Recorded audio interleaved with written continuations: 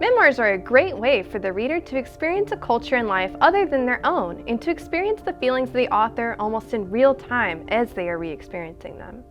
In T. Bui's breakout graphic novel, The Best We Could Do, she invites us to experience her early childhood in war-torn Vietnam and subsequent harrowing journey to America as a refugee.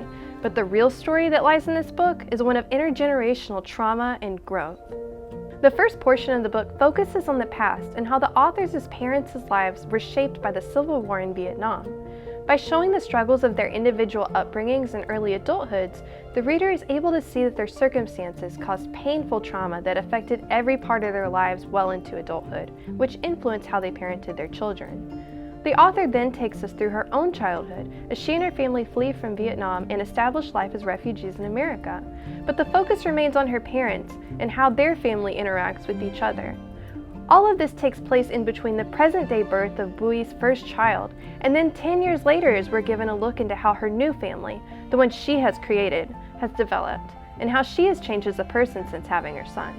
In this novel, Bui explores the concept of what it means to be a parent, and how the lives of our parents, even before we were born, influence who we become and what that means for our futures. The trauma that affected her parents continues to affect Bui and her siblings once they get to America, and we're shown how each of her parents handles the trauma differently and how this affects the family. Bui's mother, who was independent and never wanted to marry when she was a young woman, processes her trauma inwardly by choosing to focus on making a better life for her children through hard work and sacrifices. Her father, on the other hand, processes his trauma outwardly through his short temper with his children and aloofness.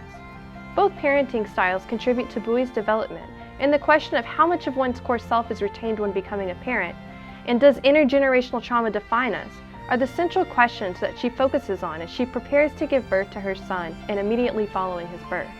In asking these questions, Bui gains a better understanding of who her parents are as individuals and of who she is as an individual now that she is a parent. If this sounds like an interesting read to you, some other books to check out are American Born Chinese, a graphic novel by Jean Luen Yang, and Catfish and Mandala, a memoir by Andrew X. Pham, both of which explore the concepts of culture and identity. So Taylor, what are you reading lately? Reading about lives that are unlike our own is the easiest way to educate ourselves on what others may be feeling or seeing from their perspective every day. I know for myself, I find memoirs to always be intriguing and fascinating, and sometimes a little quirky and funny too.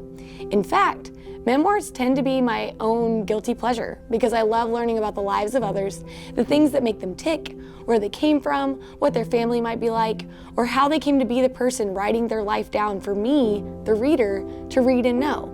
I'm usually pulled to the fierce female comedians, political figures, or actresses, but really any celebrity I find funny is worth a good look into. This is what brought me to Ali Wong's Dear Girls. If you don't already know this incredible woman from her Netflix specials Baby Cobra and Hard Knock Wife, then here is your chance to learn all the ins and outs of Wong's marriage, parenting, her past, and her experience as an Asian American woman, and both upcoming and successful comedian. I'm just a little bit of a fan. Dear Girls gives us something more personal and intimate than Wong's Netflix specials couldn't quite offer, not in an hour anyway. She delves deep into her Vietnamese roots and things that her mother grew up doing that she wanted to experience and pass down to her own girls, as that is who the book is addressed to, obviously for when they're a little older. I found that her vulnerability in certain chapters was actually a little bit surprising, yet still hilarious, and it helped me relate to her as a person, not a writer or famous comedian, but just a woman finding her way in the world when it comes to the way she loves her people, her life, her job, and herself. Crude humor with comedic wisdom not your thing? That's okay. There is a memoir for everyone out there. Try All You Can Ever Know by Nicole Chung, a much more serious sort of memoir describing the journey Chung ventured on when trying to find her own birth parents while also becoming a parent herself.